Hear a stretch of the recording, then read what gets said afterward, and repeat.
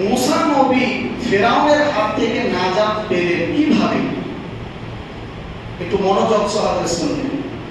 কিভাবে নাজাত পেলেন? যদি আমরা এই ঘটনা শুনি আমাদের শরীর শিউরে উঠবে। আমরা যদি এই মুসা নবীর নাজাতের ঘটনা শুনি আমাদের কলিজা একেবারে কেঁপে উঠবে। তাহলে আসুন আমরা শুনি সেই ঘটনা। আল্লাহ তাআলা বলেন সূরা কাসাস 28 নম্বর সূরা আয়াত নম্বর 2 নাকুরু আলাইকা মিন নাবাই মুসা ওয়া ফিরআউন। হে নবী, আপনাকে আমি মুসা ও ফিরআউনের ঘটনা শোনাবো। কিভাবে? বিল হাক্কি, একেবারে নিখুঁতভাবে আমি ফিরআউন ও মুসার ঘটনা আপনাকে আমি শোনাবো। ইন্না ফিরআউন আলা ফিল আরদি, অহংকার করে দুনিয়াতে চলে, বিপর্যয় সৃষ্টি করে। ফিরআউন স্বপ্নে দেখলো, একটা স্বপ্ন দেখলো ফিরআউন যে অমুক দেশের মানুষ এই দেশে এসে কি করছে? জ্বালিয়ে দিচ্ছে, কিন্তু অমুকের কিছু হচ্ছে না। এই স্বপ্নের ব্যাখ্যা কি? তখন কিছু স্বপ্নের ব্যাখ্যাকারীকে ডাকা হলো, কিছু ওঝাকে ডাকা হলো, কিছু গণককে ডাকা হলো, কিছু জাদুকরকে ডাকা হলো। সকলের ঐক্যমত কি? বনী ইসরাইলের মধ্যে একটি সন্তান জন্ম নেবে যার হাতে ধ্বংস হবে এই মিশরের রাজত্ব, আপনার রাজত্ব টিকবে না।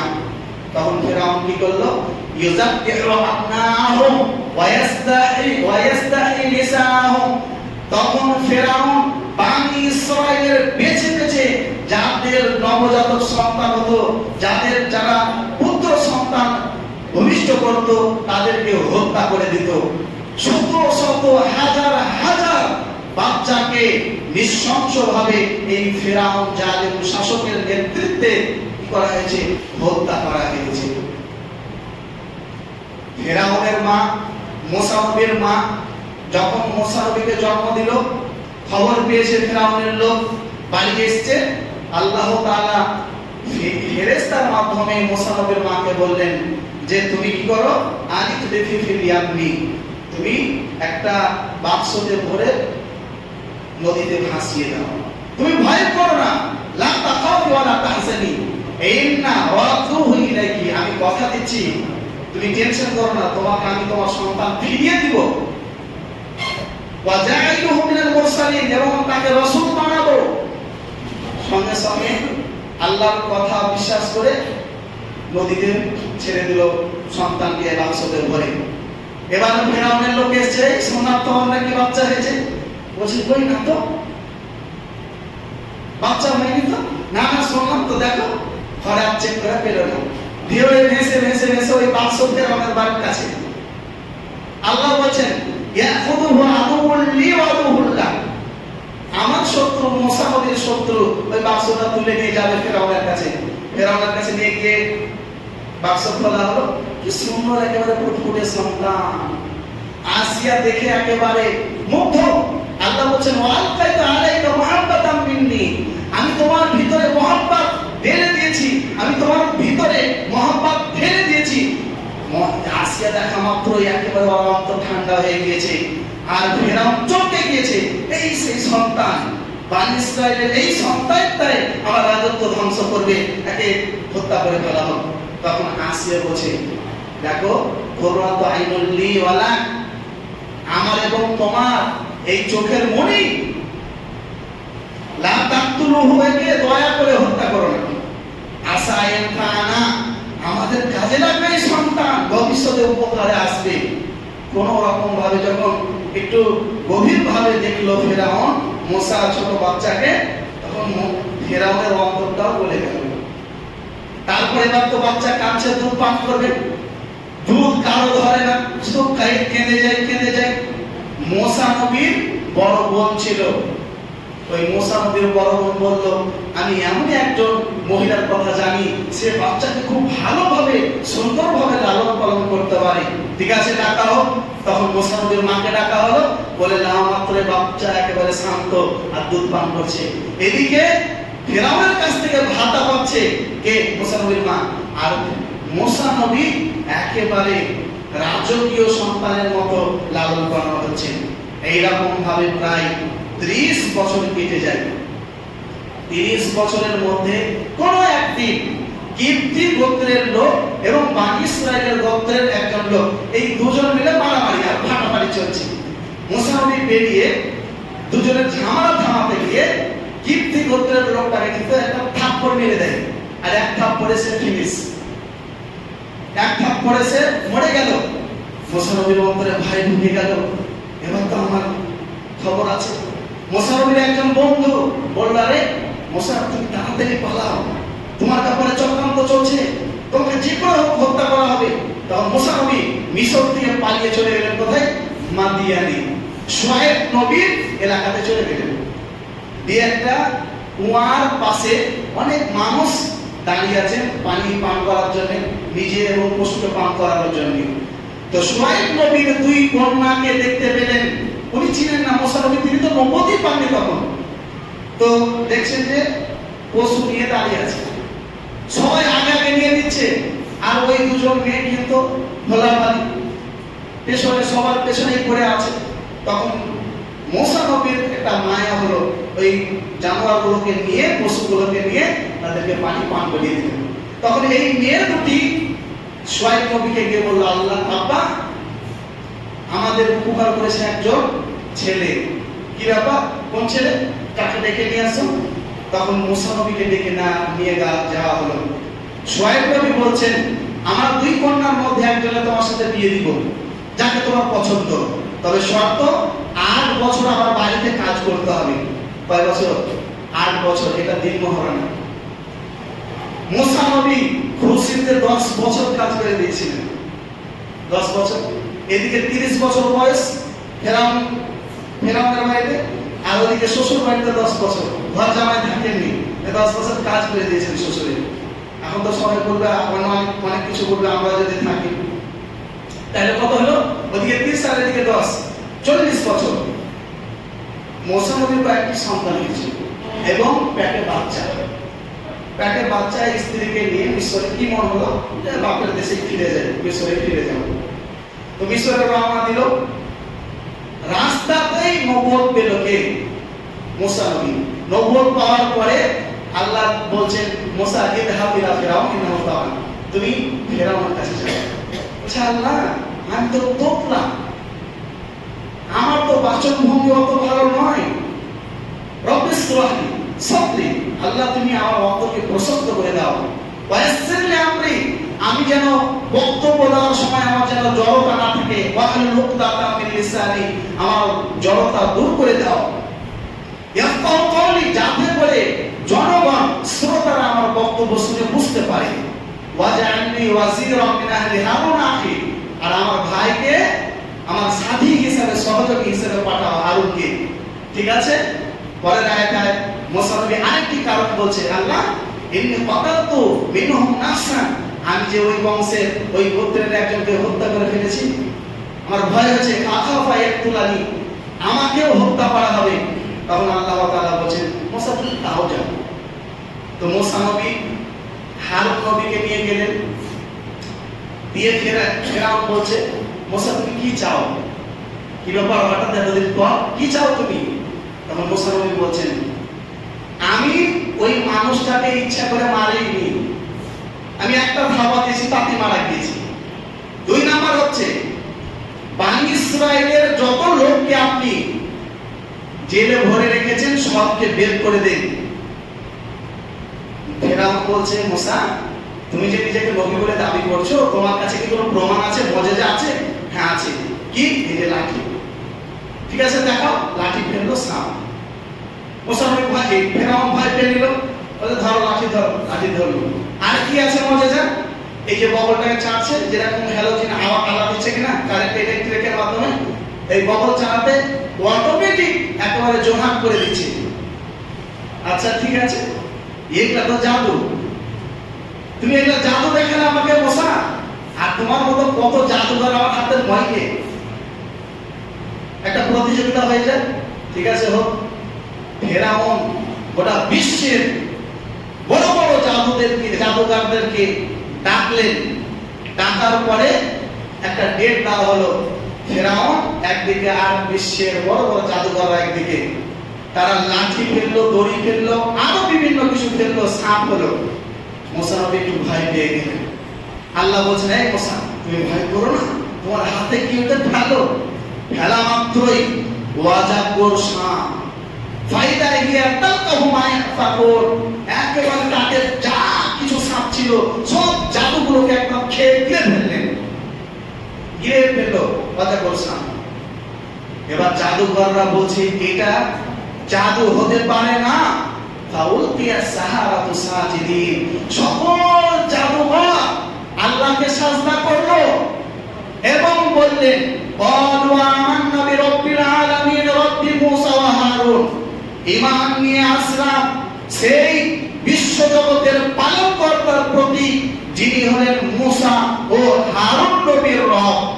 ফেরাউন বলছে, আরে তোরাকে ভাড়া করে আমি নিয়ে আসছি আর আমার চোখের সামনে তো এরকম বাহাদুরি দেখাচ্ছি, হ্যাঁ আমার তুমি আদান লাকুম, ঈমান নিয়ে এসে তুমি বাহাদুরি দেখাচ্ছ। লাউ কাতিয়ান্না আইদিয়াকুম ওয়া আরজুলাকুম মিন খিলাফিন, পা হাত কেটে দিব। থুম্মা লাউসাল্লিবান্নাকুম ফি জুযইল জাহলি, তারপরে তোমাদেরকে সুলিতে চড়াবো। থুম্মা লাউসাল্লিবান্নাকুম আজমাইন, তোমাদের সকলকে সুলিতে চড়াবো পা হাত কেটে। আল্লাহু আকবার। তখন ওই সব জাদুঘররা কি বললো জানেন? ক্বালু ইন্না ইলা রাব্বিনা মুনকালিবুন, আমরা যেই কথা বলেছি ওই কথার উপরে আমাদের রবের দিকে অটল থাকবো, জান যায় যাক, তোমার বীরকানে আমরা ভয় পাই না। ইন্না ইলা রাব্বিনা মুনকালিবুন, আমরা আমাদের রবের উপরে টিকে থাকবো, আমরা ঈমানের উপরে টিকে থাকবো। আমরা ঈমান নিয়ে এসেছি তাই তুমি আমাদেরকে শাস্তি দিবে? আল্লাহর এত বড় নিদর্শন দেখার পরে আমরা ঈমান নিয়ে এসেছি আর তুমি আমাদেরকে শাস্তি দিবে? দাও। আল্লাহ তাআলা বলেছেন সূরা আরাফের 111 থেকে 179 নম্বর আয়াত, আর সূরা আশ-শুরা 26 নম্বর সূরা আয়াত নাম্বার 13 থেকে 51 পর্যন্ত, সেখানে বলা আছে ক্বালু লা গায়রা ইন্না ইলা রাব্বিনা লামুনকালিবুন, তুমি আর কিছুই করতে পারবে না ফিরআউন, তুমি আমাদের কিছুই করতে পারবে না। হ্যাঁ তুমি এতটুকু পারবে যে দুনিয়াতে হয়তো আমাদেরকে হত্যা করতে পারবে। তো ফাকদি মা আনতা কাত, তুমি যা পারবে তা করে দাও, আমরা ঈমানের উপরেই টিকে থাকবো। আমরা আমাদের রবের কাছে আশাবাদী। কি আশাবাদী? আইয়াগফিরানা রাব্বুনা খাতায়ানা আন কুননা আউয়ালাল মুমিনিন, আমরা আমাদের রবের কাছে আশাবাদী এই যে আল্লাহ তাআলা যেন এতদিন জাদুর মাধ্যমে আমরা যত প্রকারের অন্যায় করেছি, শিরক করেছি, কুফরি করেছি, এগুলো যেন আল্লাহ ক্ষমা করে দেন। আল্লাহু আকবার। আরেকটি দোয়া কি? রব্বানা আফরিগ আলাইনা সাবরান, আল্লাহ ফিরআউন আমাদেরকে নৃশংসভাবে হত্যা করবে, তুমি আমাদেরকে ধৈর্য ধারণ করার তৌফিক দান করো। তাই করা হলো। মুসা নবীর জয়লাভ হয়ে গেল। মুসা নবী অল্প সংখ্যক লোক, তিনি ওনার কাজ হয়ে গেছে, চলে গেলেন। এবার ফিরআউন কি করছে? সকল জাদুঘরদেরকে পা হাত একবারে নৃশংসভাবে কাটলো। কাটার পরে তাদেরকে সকল জাদুঘরদেরকে সুলিতে চড়ালো। 70,000 জাদুঘর ছিল। 70,000 জাদুঘরকেই ফিরআউন নৃশংসভাবে হত্যা করলো। যখন মুসা নবী এই মুজিজা দেখলো, আরো অনেক মানুষ দেখেছিল, সাধারণ মানুষও, এমনকি ফিরআউনের বাড়িতে যে চাকরানি ছিল ওই চাকরানি এই মুজিজা দেখে আল্লাহর প্রতি ঈমান এনেছে। ওই চাকরানি ঈমান যখন এনেছে, ফিরআউন পরবর্তীতে জানতে পারলো যারে আমার বাড়ির চাকরানি ঈমান এনেছে, আল্লাহর উপাসনা করবে, ওকে ডাকো। ওই চাকরানিকে ডাকা হলো। কি বাবা, তোমার ব্যাপারে শুনছি তুমি নাকি আল্লাহর উপাসনা করো? হ্যাঁ করি। হ্যাঁ আমার মুখের উপরে কথা, তুমি জানো আমি কি করতে পারি? আপনি যা পারেন তা করেন, আমি এক আল্লাহর উপাসনা করি, করবো। এই তোমার যে দুটো সন্তান আছে, তোমার দুই সন্তানকে পিস পিস করে কেটে ফেলবো, ফেলে আমি ঈমান হারা হবো না। আমি সন্তান হারা হয়ে যাবো তাও ভালো, ঈমান হারা হবো না। বড় সন্তানকে ডাকা হলো, পিস পিস করে কাটা হলো, পিস পিস করে কাটা হলো। যখন বড় সন্তানের আত্মা বের হচ্ছে, মা তুমি চিন্তা করো না, তুমি সুসংবাদ গ্রহণ করো, আল্লাহ তোমার জন্য জান্নাত তৈরি করে রেখেছেন। মায়ের ঈমান আরো বেড়ে গেল। ফিরআউন কি করলো?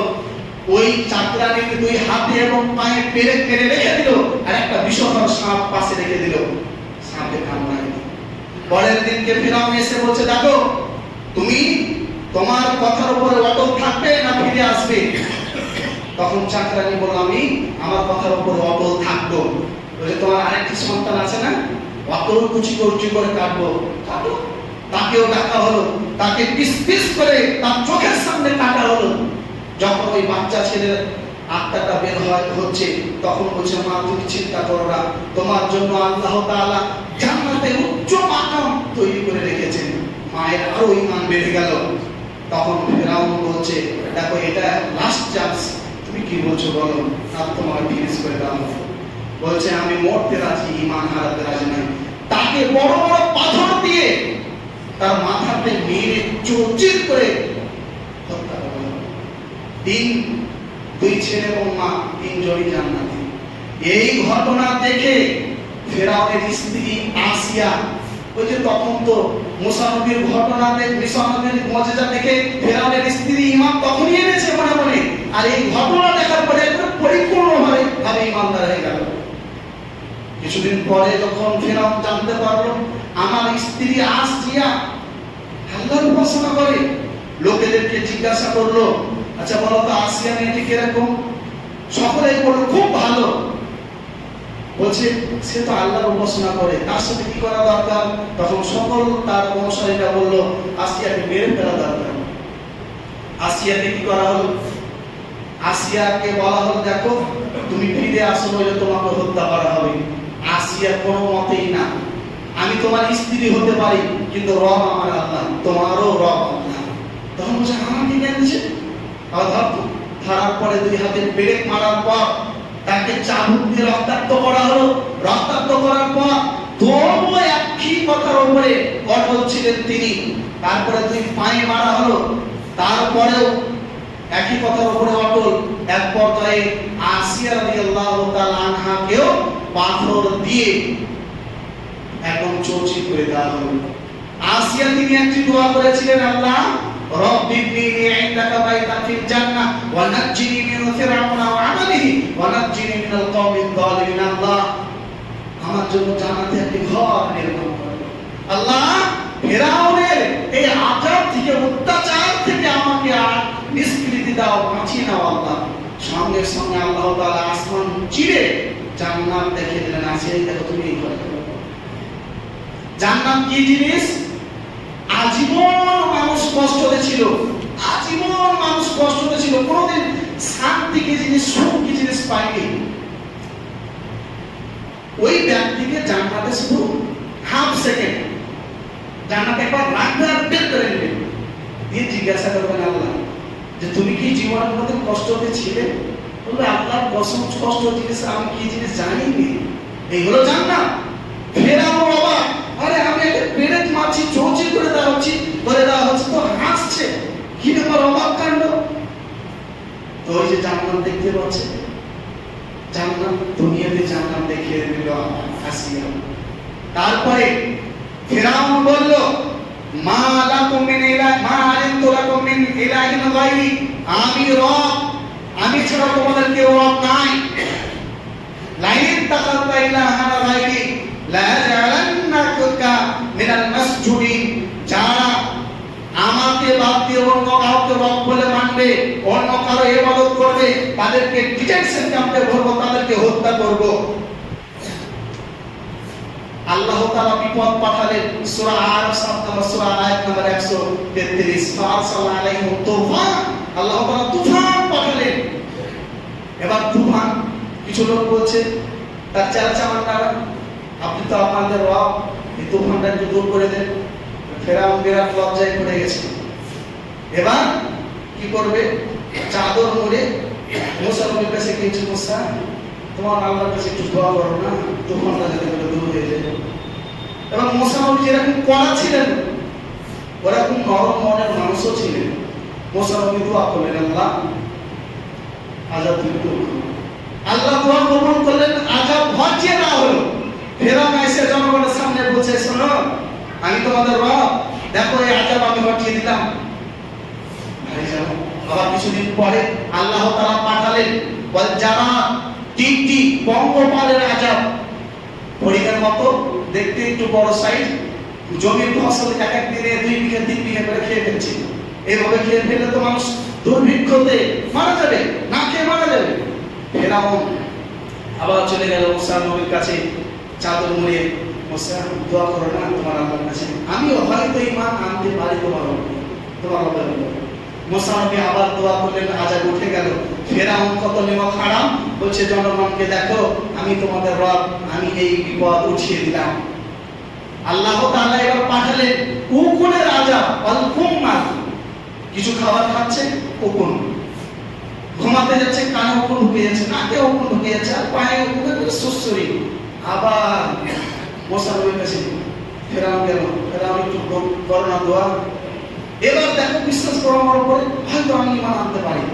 আবার দোয়া করলেন মুসা নবী, দিয়ে উকুনের আযাব উঠে গেল। ফেরাউন আবার একই কথা, দেখো আমি তোমাদের রব, আমি বিপদ উঠিয়ে দিচ্ছি। আবার কিছুদিন পরে আল্লাহ তাআলা পাঠালেন দফা দিয়া ব্যাঙ, যা ধরছে ব্যাঙ, ঘুমাচ্ছে তো ব্যাঙ এসে চুয়া খেয়ে দিয়েছে, হাঁটছে তো ব্যাঙ, বিরাট জ্বালা।